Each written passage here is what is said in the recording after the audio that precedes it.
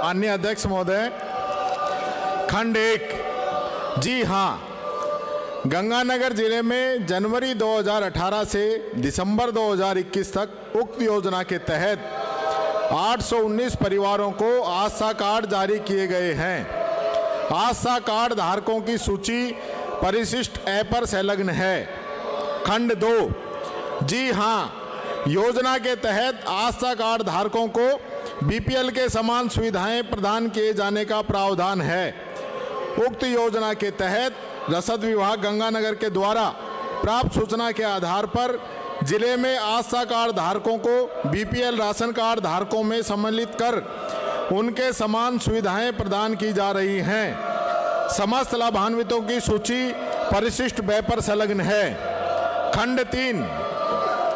आस्था card धारी का जिला गंगानगर में कोई भी आवेदन पत्र लंबित नहीं है। खंड 4। यदि किसी वंचित परिवार का आवेदन आता है तो नियमानुसार कार्रवाई की जाती है।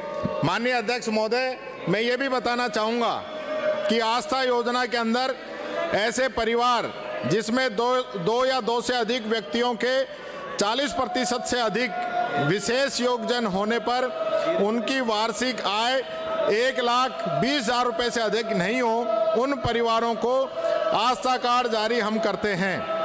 मैं माननीय अध्यक्ष महोदय ये कहना चाहूँगा कि ऐसे लोगों को वर्ष 2013-2014 जब हमारी संवेदनशील सरकार थी, उस समय इन परिवारों को राज्य सरकार से सभी संबंधित विभागों द्वारा बीपीएल के लिए जो योजनाएं चलाई जा रही हैं, जैसे कि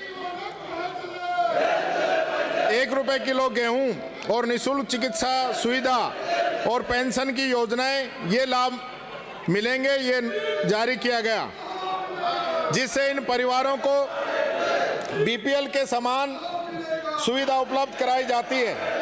साथ ही ग्रामीण विकास एवं पंचायती राज विभाग द्वारा मुख्यमंत्री ग्रामीण बीपीएल आवास योजना एवं स्वच्छ भारत मिशन ग्रामीण योजना, ऊर्जा विभाग द्वारा बीपीएल कार्ड धारकों को 50 यूनिट प्रति माह के उपभोग पर अनुदानित विद्युत दर से विद्युत उपलब्ध करवाना है।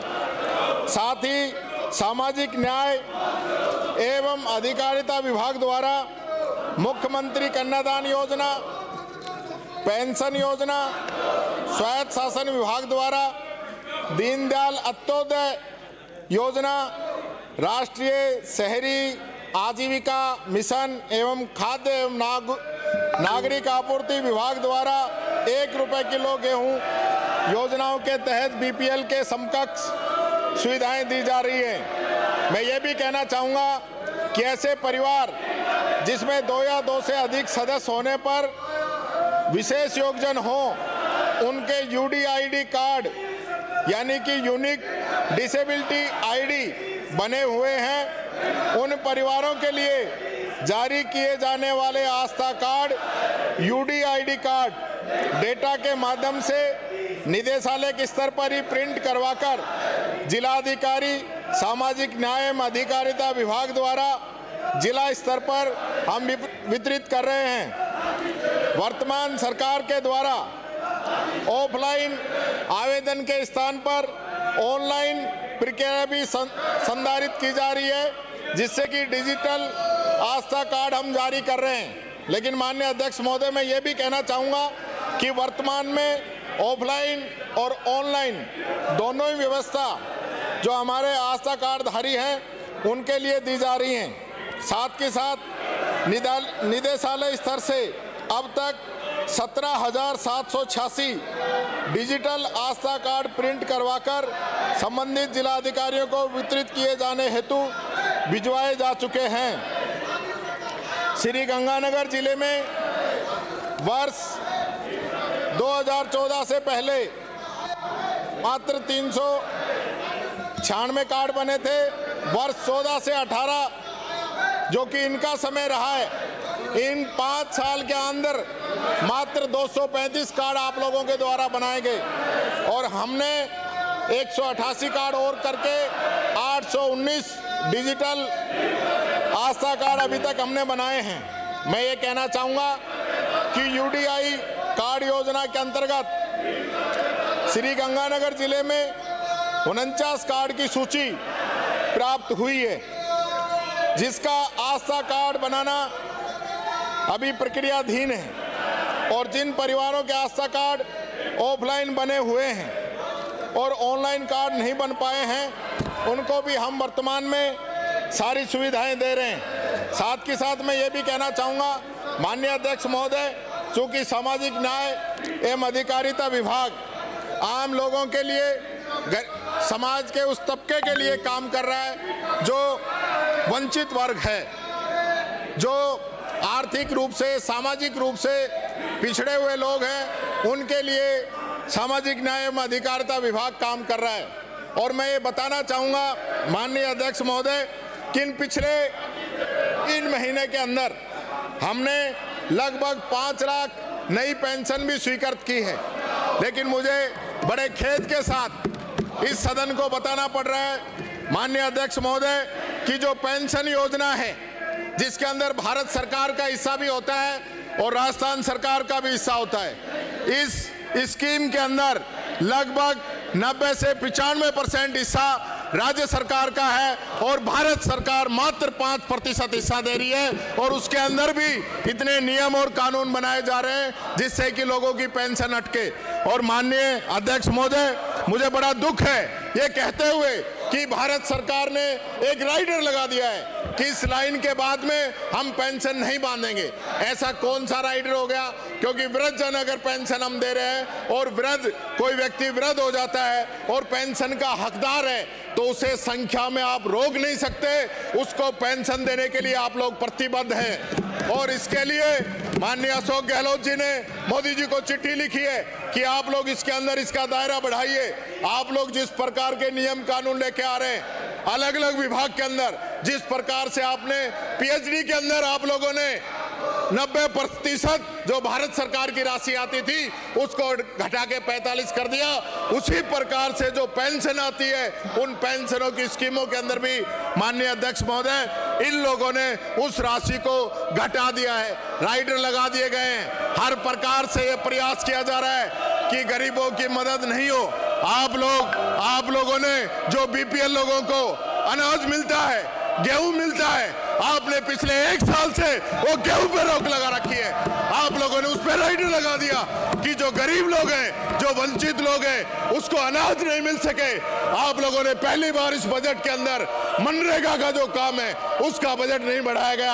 आप लोग चाहते हैं कि जो मजदूर वर्ग है, जो गरीब तबका है, जो ऐसा है, उसको जो मदद सरकार करनी चाहती है, उनकी जो भी राशि है उस पे आप रोक लगाना चाहते हैं, उन पे आप कटौती करना चाहते हैं। मैं पूछना चाहता हूं माननीय अध्यक्ष महोदय आपके माध्यम से विपक्षी के लोगों से कि 25 के 25 सांसद यहां से चुन के केंद्र सरकार के अंदर बैठे हैं और आज तक जो समाज कल्याण की योजनाएं हैं, जो समाज के वंचित वर्ग की योजनाएं, जो पिछड़े वर्ग की योजनाएं, उनके लिए कितने सांसदों ने आवाज उठाई है, कितने सांसदों ने यह कहा है कि केंद्र सरकार पेंशन की राशि बढ़ाए, कितने सांसदों ने कहा है कि केंद्र सरकार जो गेहूं पे रोक लगा रखी है उस रोक को हटाया जाए ताकि उस गरीब आदमी को जिसकी मजबूरी है कि रोटी, कपड़ा और मकान उसको मिले, उस पे आप लोगों ने रोक लगा रखी है, उसको रोटी आप छीनने का काम कर रहे हैं। मैं ये कहना चाहूंगा,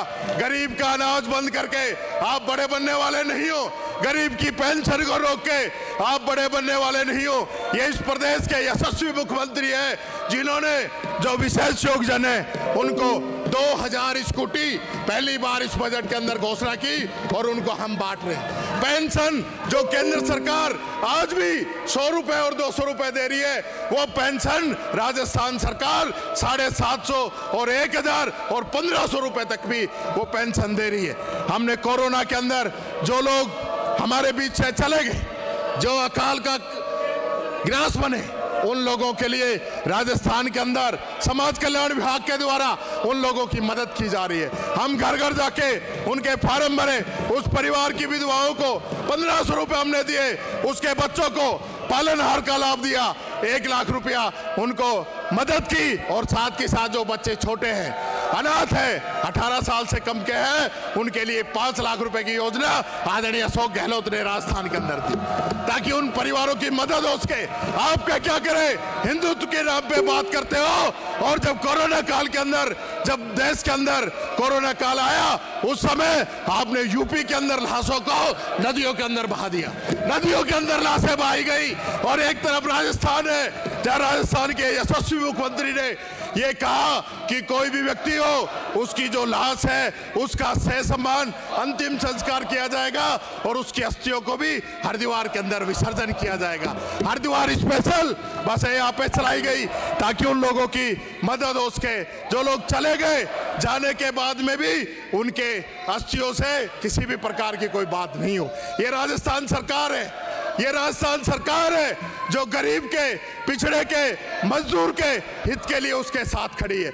मैं ये भी कहना चाहूंगा, मैं आज आप लोगों को याद दिलाना चाहूंगा, जब मजदूर पढ़ाई कर रहा था, जब मजदूर सड़कों पे निकल रहा था, जब मजदूर मरने लग रहा था, उस समय आप लोगों के द्वारा उनकी मदद नहीं की गई। राजस्थान सरकार ने उन लोगों की मदद की, उन लोगों के लिए रोडवेज बसें चलाई। और आप मुझे कहते हुए शर्म आती है, आप लोगों ने दिल्ली से हम पे रोक लगाई गई कि राजस्थान सरकार मजदूरों के लिए बसें चला रही है। ये आपकी मंशा है, ये आपकी सोच है, जो आप लोग सोचते हो मजदूरों के लिए। और मैं अभी देख रहा था, मजदूरों के लिए मोदी जी भाषण दे रहे थे कि ये कोरोना कांग्रेस ने फैला है, ये कोरोना उन मजदूरों ने फैला है। अरे शर्म आती है आप लोगों की सोच पे, जो उस मजदूर के लिए जो हजारों किलोमीटर पैदल चल के अपने घर आया, उसको आप कह रहे हो कि उसने कोरोना फैलाया। आप लोग विदेशों से जो लोग आए उनको नहीं रोका, और जो लोग मजदूर, हमारा गरीब जो बेचारा अपने घर आने के लिए हजारों किलोमीटर पैदल चल के आया, उसको कह रहे हो कोरोना फैला रहे। शर्म आनी चाहिए आप लोगों को। आपके जो बड़े बड़े लोग, अमीर लोग जो बाहर से आते हैं, उन लोगों को रोक नहीं लगाई, वो प्लेन नहीं रोके गए।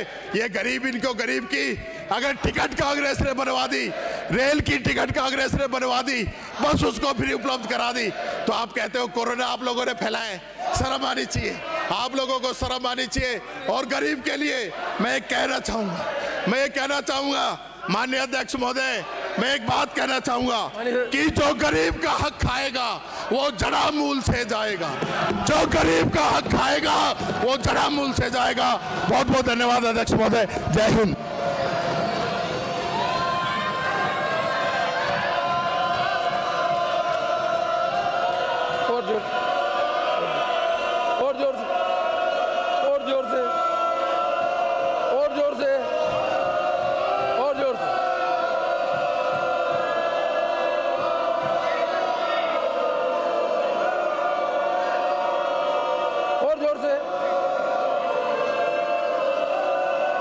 आवाज कम आ रही है, और जोर से, आवाज नहीं आ रही, और जोर से, और जोर से, आवाज नहीं आ रही है, और जोर से, आवाज नहीं आ रही, और जोर से, और जोर से, आवाज ही नहीं आ रही, नहीं आ रही। संसदीय लोकतंत्र की बात कर रहे हैं। आज दिन तक प्रश्नकाल कभी भी समाप्त नहीं हुआ है। ये प्रश्नकाल का जो मजाक उड़ाने का काम किया ना, वो राजस्थान के इतिहास में लिखा जाएगा। संसदीय लोकतंत्र में अपनी बात कहने का अधिकार है, विरोध करने का अधिकार है, और सरकार पर और संसद में अपनी कार्रवाई थोपने का अधिकार नहीं है। इस तरह से कार्रवाई थोपकर आप संसदीय लोकतंत्र को मजबूत नहीं कर सकते। कल आप भी सत्ता में आओगे, और सत्ता में आने के बाद जो उदाहरण प्रस्तुत कर रहे हो वो संसदीय लोकतंत्र को कमजोर करेगा। आप अपनी बात कीजिए, सरकार अपनी बात कहेगी और जनता निर्णय करेगी, पर जनता के निर्णय करने का अधिकार आपको नहीं है। ये हाउस डिबेट करने के लिए, डिस्कशन करने के लिए, डिसेंट करने के लिए और अपनी बात कहने के लिए विपक्ष को पूरा अधिकार है, और सत्ता पक्ष